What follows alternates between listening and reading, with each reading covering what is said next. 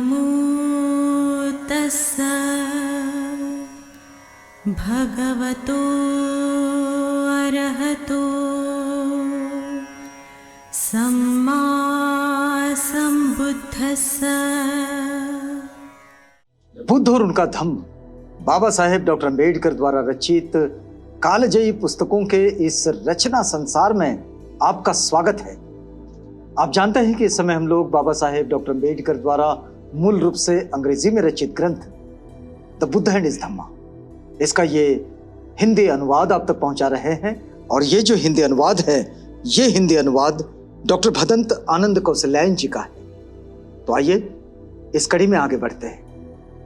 हमेशा की तरह आपको याद भी दिला देते हैं कि ये बुद्ध और उनका धम्म के षष्ठ कांड का दूसरा भाग है। और इस दूसरे भाग में बाबा साहेब जिस बात को हम तक पहुंचा रहे हैं वो बात ये है कि तथागत बुद्ध पर लोग जो दोषारोपण करते थे तो वो किस तरह के दोषारोपण हुआ करते थे, वही बात यहां बाबा साहेब ने लिखी है।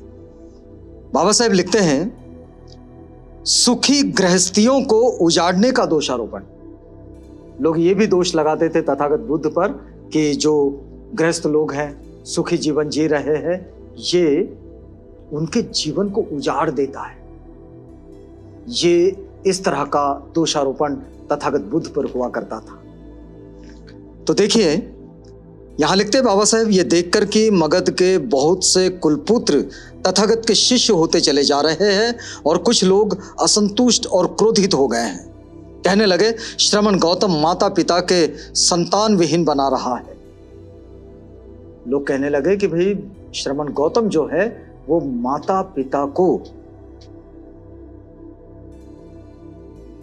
संतान विहीन बना रहा है और श्रमण गौतम स्त्रियों को विधवा बना रहा है और श्रमण गौतम कुलों को उजाड़ रहा है।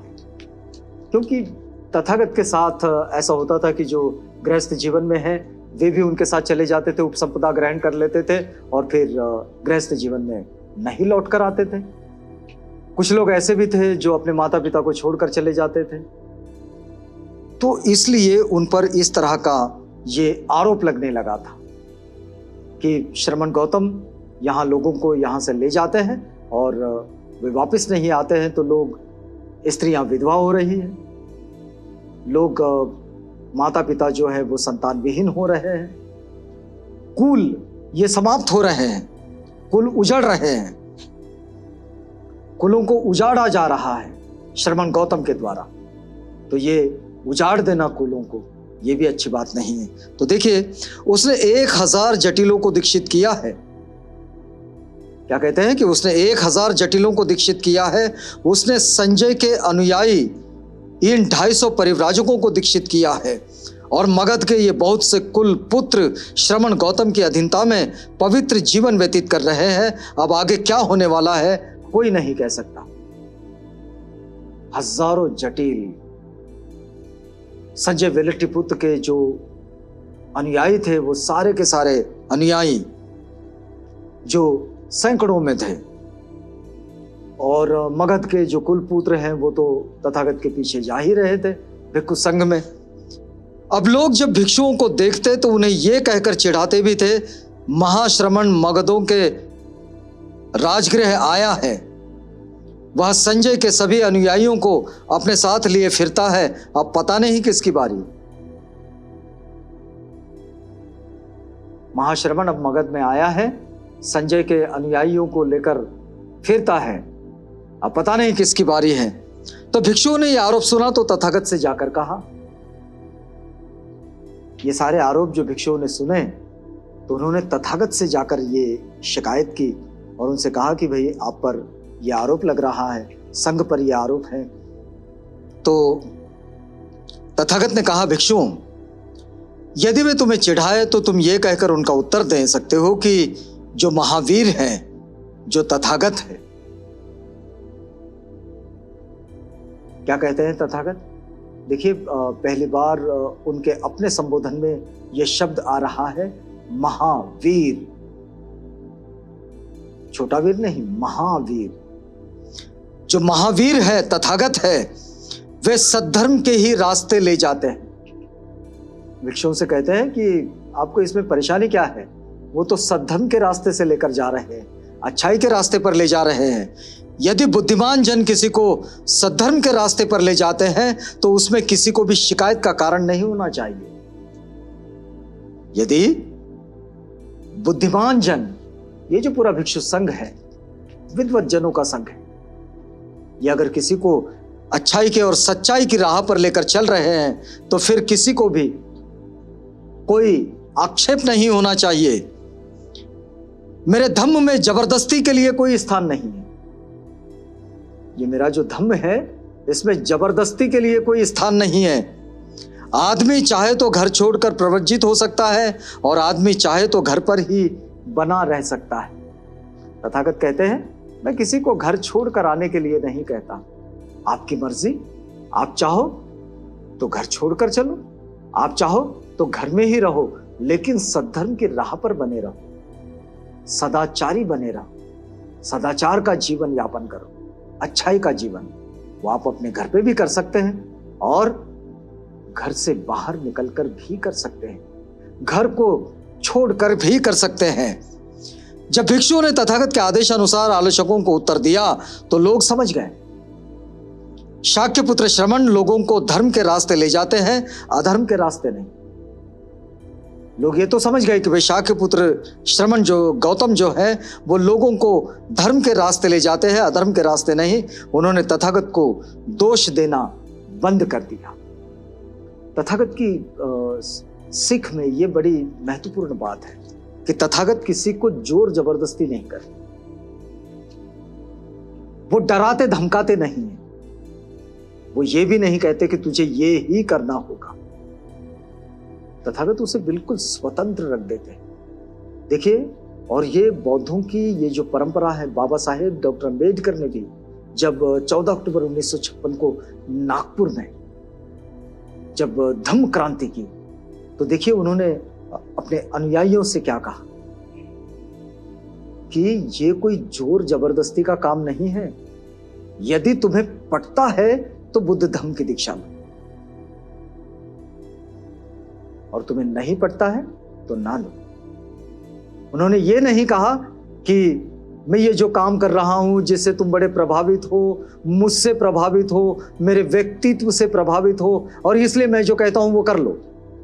नहीं, तथागत ने कहा कि मैं बुद्ध धम्म की ओर जा रहा हूं। बाबा साहेब कहते हैं, मैं बुद्ध धम्म की ओर जा रहा हूं, मैं दीक्षा ले रहा हूं। यदि तुम्हें भी पड़ता है, मेरा विश्वास है कि ये अच्छा रास्ता है। बाबा साहेब कहते हैं कि ये सन्मार्ग है, ये सद्धर्म की राह है, मैं इस रास्ते जा रहा हूं। अगर तुम्हें भी पड़ता होगा तो मेरे साथ आओ, अन्यथा मेरे साथ आने की कोई जरूरत नहीं है। तुम जहां हो वहीं रहो। ये जो विशेषता होती है बौद्धों के जीवन शैली की, ये तथागत की उस सीख के साथ परंपरागत रूप में चली आ रही है। यहां भी भिक्षुओं से तथागत ने कहा कि भिक्षुओं, तथागत कोई जोर जबरदस्ती नहीं करते, बस ये तो सद्धर्म की राह है। जो चलना चाहे चले, जो ना चलना चाहे ना चले, मर्जी, किसी पर कोई जबरदस्ती नहीं।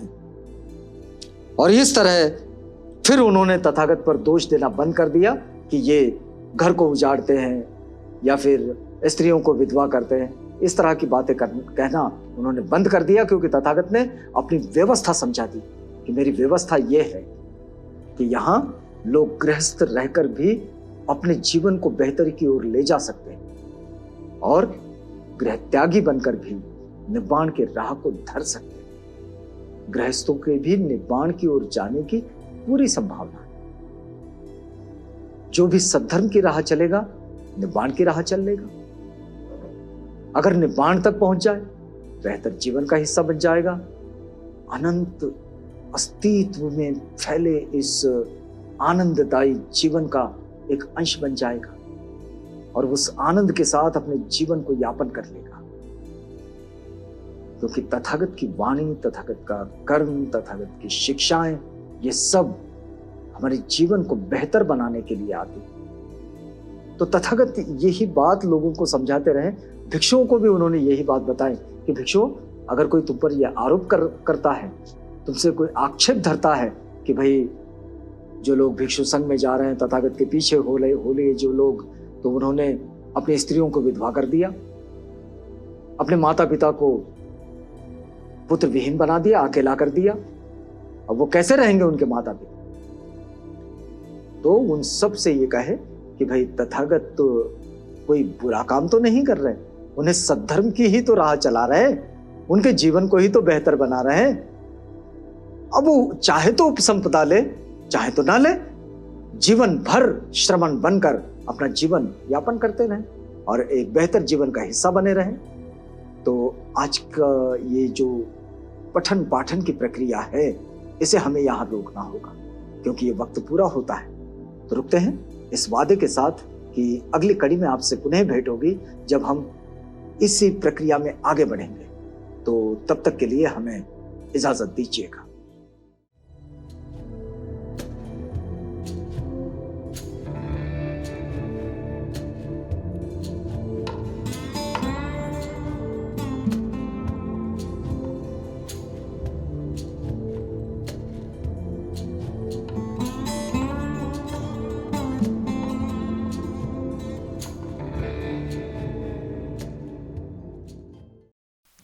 बुद्ध और उनका धम्म।